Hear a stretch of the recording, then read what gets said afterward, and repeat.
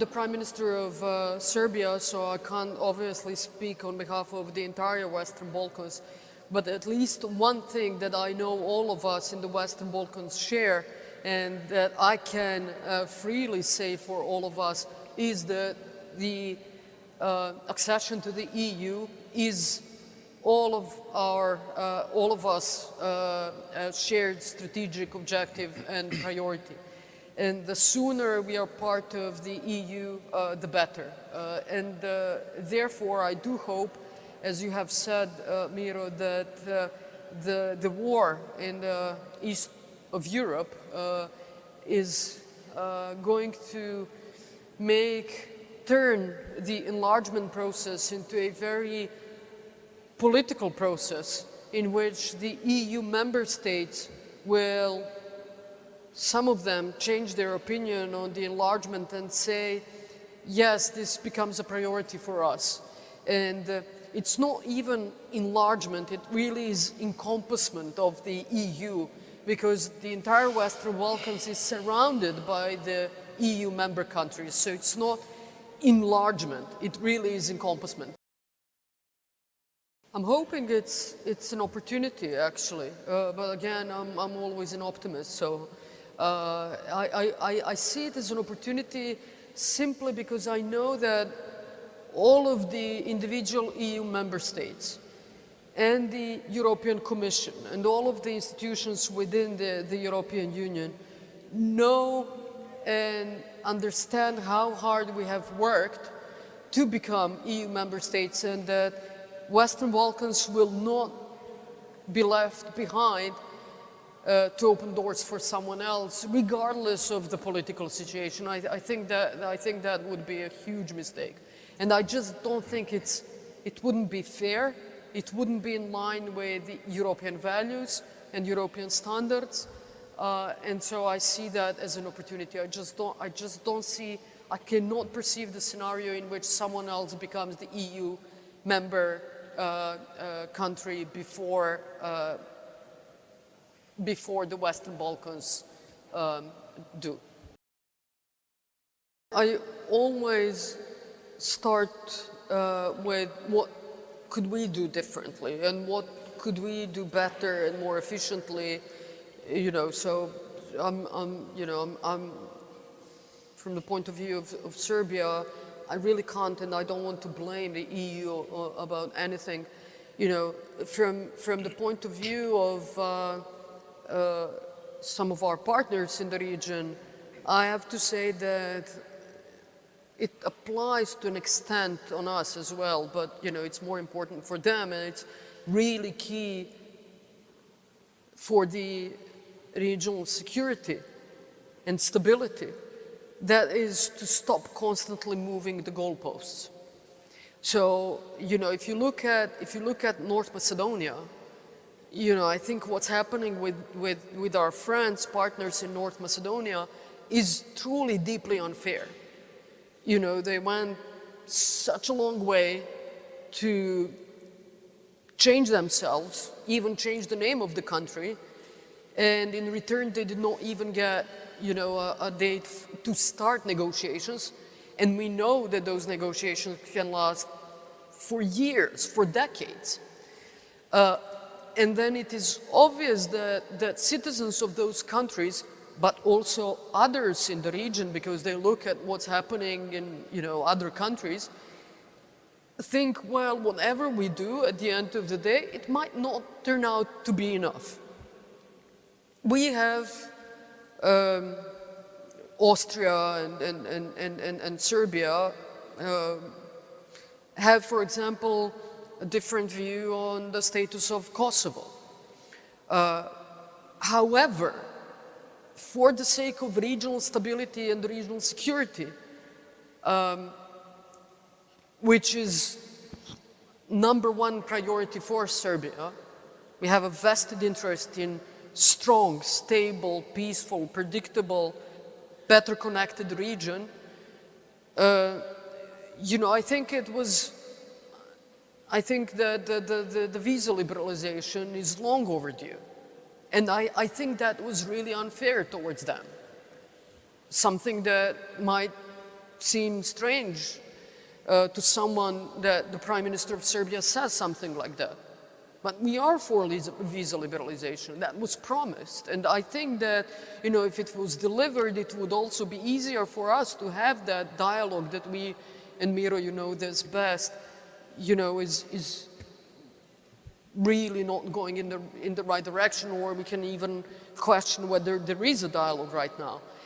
But moving these goalposts always creates additional uncertainties, distrust in the Western Balkans. And we are really trying very hard to keep that stability and to try and continue with the reforms.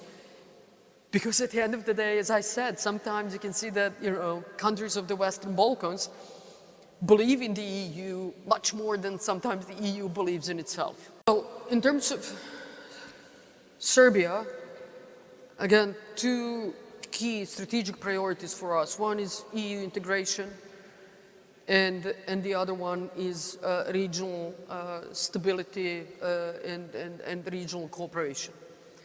I will tell you, when I looked at our data on exports, 65% of our exports go to the EU market. And 17% of our exports go to the region, Western Balkans. That is 82% of everything that Serbia exports. That is how important EU is for us, and that is how important region is for us. We have invested a lot into connectivity agenda based on the Berlin process. We have built highway to North Macedonia, built a highway to Bulgaria. We are building now a railway with the EU support, modernizing the railway to North Macedonia and Bulgaria as well. We have started building the highway to Bosnia and Herzegovina, to Sarajevo. We are building a highway to Montenegro. And we are also building the so-called Peace Highway to Pristina and then Albania, Tirana, the port of Durrës. So we think that the better connected region is a prerequisite for people getting, again, to know each other better, to fight the misconceptions and stereotypes and all of that, and also to enable a better flow of goods and trade overall. We have initiated the Open Balkans initiative that was initiated by the President of Serbia, Aleksandar Vučić, together with the Prime Minister of Albania, Edi Rama. Right now, only Serbia, Albania, and North Macedonia are part of this regional initiative. But we are already traveling between ourselves with only ID cards, without passports. And as of 1st of January 2023, we will abolish any kind of work permits. We will immediately recognize all of the professional academic qualifications and so on and so forth. And we'll literally have borderless space between all of us. We have invited everyone else to join. Some did not want to because of one reason, others did not want to because of other reasons. But again, I think that is something that will live. And I think that the citizens of the Western Balkans and the entrepreneurs and private sector companies will demand from their politicians to participate in something like this, because we will, all of us, become much more competitive. So I think we are prepared. There are some obviously political reasons why some want and some won't join the initiative. But a lot has been done. I mean, if you look at the region, my predecessor, current president, when he was the Prime Minister, Aleksandar Vučić, invited Prime Minister of Albania, Edi Rama, for the first visit to Serbia in 68 years. Today, it's a commonplace. It's no longer a news that we are meeting with the Prime Minister of Albania. So we have come a long way, but obviously, you know, there are much more that we can do and should do. To be very precise, we did not exclude anyone. We invited everyone to join. We invited everyone to join. North Macedonia invited everyone to join. Albania invited everyone to join, including Pristina, or as you say, Kosovo. You know, some of them, as I said, Montenegro rejected because they said, well, we are too close to the EU. We are so close to the EU that it doesn't make sense for us now to join.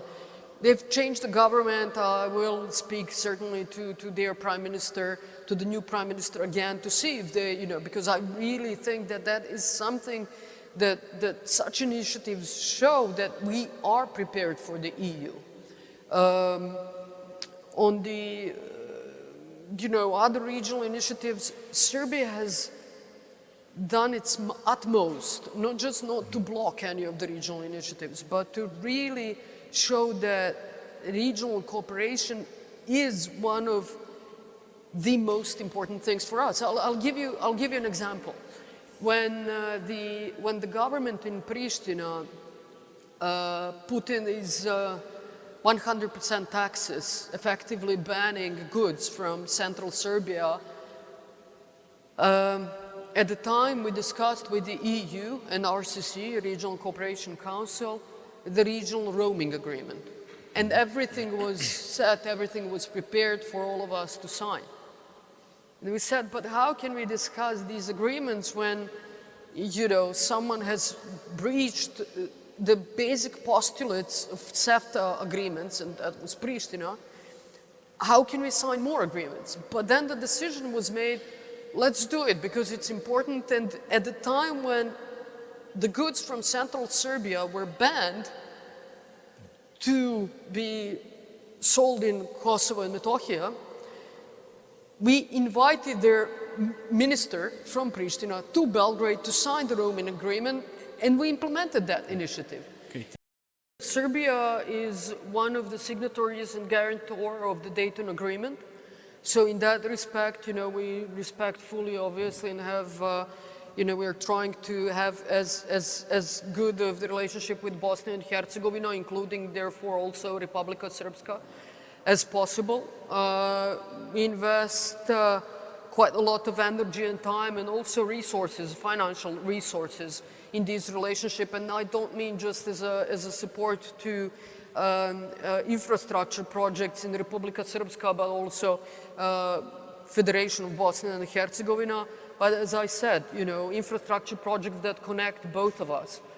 To go into what Republika Srpska wants in terms of who they're close with and not close with, like, you know, whether it's Russia or the EU or someone else, I don't, firstly, for me, it would mean interfering in their own internal affairs, and I can't do that. I wouldn't want anyone to interfere in Serbia's internal affairs. And secondly, you know, we recognize the, you know, that the decisions there are made by all three peoples of Bosnia and Herzegovina, and again, fully respect Bosnia and Herzegovina as a country. Again, the responsibility on us is even bigger because we are guarantor of the Dayton Agreement. It has changed our relations in a way that Serbia has also said that the aggression on Ukraine is very wrong, and we have really firmly put our viewpoint out on that issue, which is, I think, extremely important. And we have joined, I think, at least 6 declarations of the EU on criticizing the breach of territorial integrity of Ukraine. We voted in other organizations, and especially in the UN General Assembly, alongside everyone else who have criticized Russia for breaching the territorial integrity of Ukraine. So it has changed our relationship to an extent, but we very openly said so. And again, when we talk about the values, but also the international order, these things for us are black and white.